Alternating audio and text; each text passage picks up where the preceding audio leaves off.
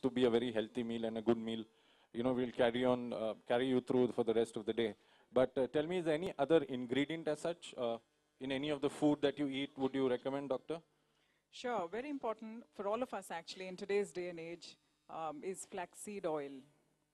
It has omega-3 fats, alpha-linoleic acid, which gets converted to omega-3, and the amount it has is not funny. 50% of it is omega-3. It's the richest vegetarian source. So all of us should consume at least 1 teaspoon of flaxseed oil, freshly purchased, kept in the refrigerator because it gets destabilized very easily. You have to protect it from heat and light. So keep it in the fridge, but 1 teaspoon every day is highly recommended for everyone.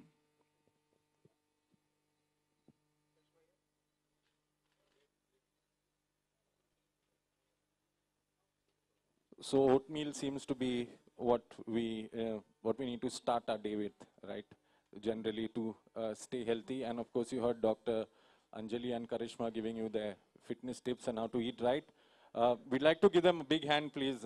If anybody has any questions, anybody there has any questions that they'd like to ask about food, what they eat, the diet and stuff like that, anybody? Anything, don't feel shy, come on, it's a public forum.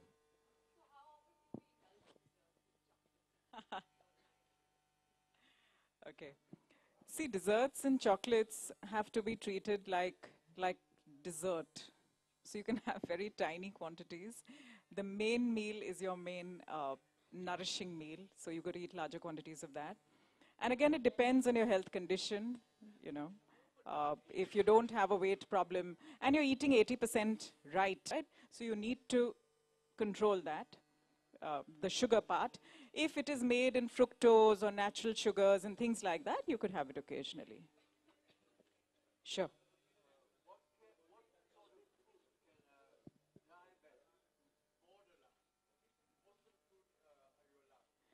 A diabetic should primarily have very low glycemic index foods, which means foods with a higher fiber content and foods which release sugar very slowly into the bloodstream. Fruit would be strawberries, which is a low GI food, cherries, jamun, apples, pears, guava, all these are very low glycemic index foods, whereas watermelon, papaya, mangoes, banana, these are higher glycemic index foods. Those have to be had occasionally. If you're following your diet and taking your medicines, etc., very occasionally, but most of the time, you've got to be having the berries. Brown rice is recommended. Yes, yes, yes. So brown rice is, the GI is about 50, which is okay.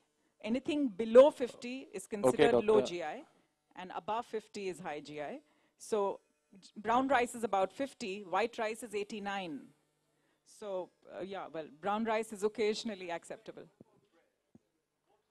Whole wheat bread, multi-grain breads are highly recommended. Oatmeal bread is recommended. All these breads have a reasonably low GI. So you could have some bread. Okay, thank you, doctor. Thank you very much. Thank you, Karishma. Dr. Anjali will still be here to answer a few of your questions, but media, there is another media call on that side, session with the media and Karishma, and we would like to hand over hampers to both Dr. Anjali and Karishma.